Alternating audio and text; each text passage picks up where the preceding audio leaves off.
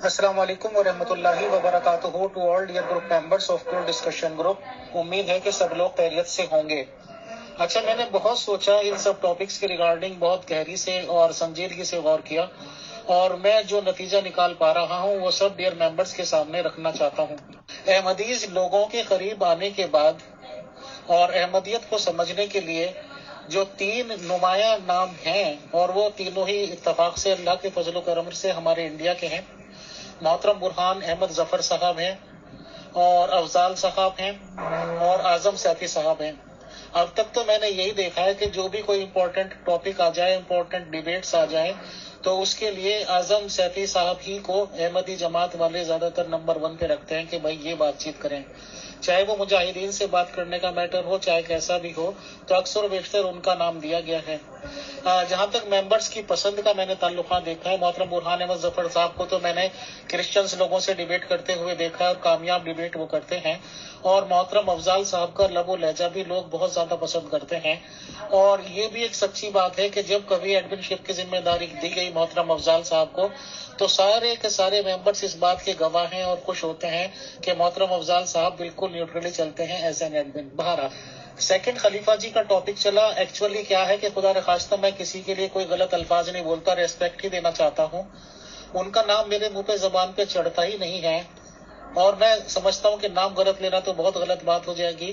تو کیونکہ مہا پروشوں کو، اچھے پاک صاف راست باز لوگوں کو بھگوان کا درجہ دے دیتے ہیں ہندو لوگ، تو میں نے اپنے سے تو عزت کے نام دیا تھا. بٹ اب مجھے ایک نیا نام سجھا دیا گیا ہے جو میرے خیال سے بیسٹ رہے گا اور مجھے یاد بھی رہے گا، خلیفہ ثانی صاحب.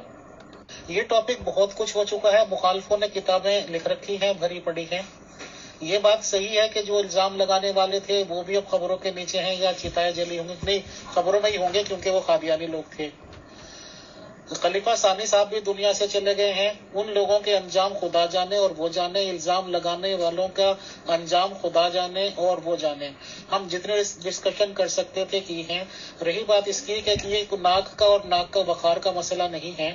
میں اب بھی اس دعوے پہ قائم ہوں، حالانکہ میں اب یہ ٹاپک رکھنا نہیں چاہتا ہوں، کہ قرآن شریف کی سورہ نور کی کسی بھی آیت میں، کسی بھی ورڈ میں کھلم کھلا اگر کوئی یہ دکھا دے کہ ایک عورت کے ساتھ ریپ کیا، مسلمان کے ساتھ ہی، یا قادیانی کے لے لیجیے کیونکہ میٹر یہی ہے، بھگوان جی کا یہ میٹر ہے، اس نے ریپ کیا اور وہ شکایت لے کے گئی اور اس سے یہ کہہ دیا گیا 4 گواہ لا، اور اس کی کوئی سنوائی ہوئی نہ.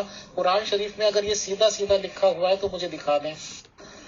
جن کو کہ مخالفین کہا جا رہا ہے احمدی جماعت کے، ان کے بہت لمبے لینگدی ڈسکشنز چلے ہیں، بہت سارے حوالہ جات ثبوت پیش کیے گئے. بٹ ہر ایک چیز کا انجام تو یہی ہوتا ہے کہ بریفلی سوال و جواب کر لی جائیں. اور اسی تجویز پہ چلتے ہوئے میں نے کل صبح کا جو سیشن لیا تھا، مشتاق صاحب کو بلایا تھا، 3 بنیادی سوال رکھے تھے. ان کے بچپن کا واقعہ، خلیفہ ثانی کے جب عورت کا الزام لگا تھا اور مرزا جن نے کمیشن بیٹھایا تھا. دوسرا واقعہ میں نے وہ رکھا تھا کہ خطبہ جمعہ کا دیا تھا اور 3-4 گھنٹے کے اندر ایک آدمی کا قتل ہو گیا تھا. تیسرا وہ واقعہ رکھا تھا کہ جب ایک عورت نے ان سے کہا تھا کہ اس کے ساتھ زیادتی ہو گئی ہے، اور موبائل کے لیے وہ چلاتی رہی، موبائل کا کسی نے نہیں سنا، اور یہ کہتے رہے بھائی 4 گواہ لے آؤ. بہرحال قرآن شریف سے، سورہ نور سے یہ بات کھلم کھلا اوپنلی ثابت نہیں ہے. 4 نمبر کی جو آیت ہے وہ عورتوں کے حق میں جاتی ہے کہ عورتوں پہ جو کوئی الزام لگائے. اب تعویلات تو اپنی جگہ، حدیثوں کو کون مانے کیا مانے، ہم تو نہیں مانتے. قرآن شریف سے اگر کوئی کلیئر ورڈ لکھا ہوا ہے کہ عورت کے ساتھ ریپ کرو اور 4 گواہ کی شرط لگا دو اور اس کی کوئی سنوائی نہیں ہے، تو قرآن شریف سے دکھا دے. میرے خیال سے نہیں دکھا پائیں گے.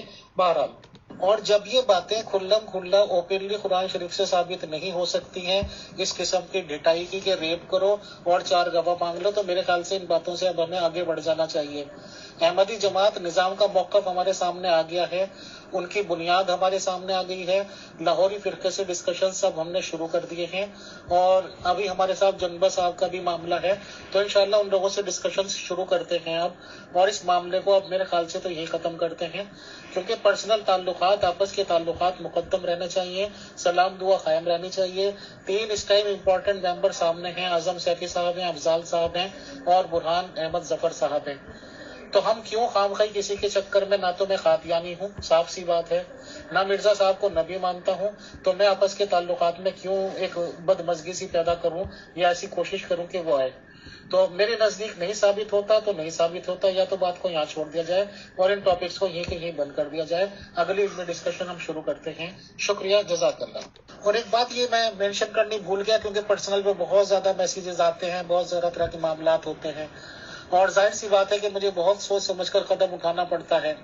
بہت سے لوگ بد دعائیں دیتے ہیں، بہت سے لوگ یہ کہہ رہے ہیں مجھے تو سورہ نور پہ کیا ڈسکس کرنا، ہمیں تو گروال بن جانا چاہیے، مجھے تو یہ کہہ دینا چاہیے کہ بھائی میں تو قرآن شریف کی آیتوں کو نہیں مانتا، مجھے تو یہ کہہ دینا چاہیے تھے یہ تو آیتیں ہی غلط ہیں.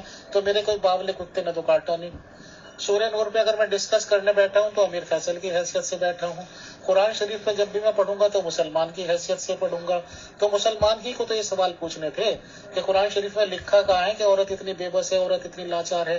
میں یہ معافی کے ساتھ حالانکہ اریٹیٹنگ لفظ ہے، میں اس لیے قادیانی یا لجناؤں کا نام لے رہا ہوں. میں بہت ریسپیکٹ کرتا ہوں، خدا تعالیٰ سب کو اپنے گھروں میں محفوظ رکھے.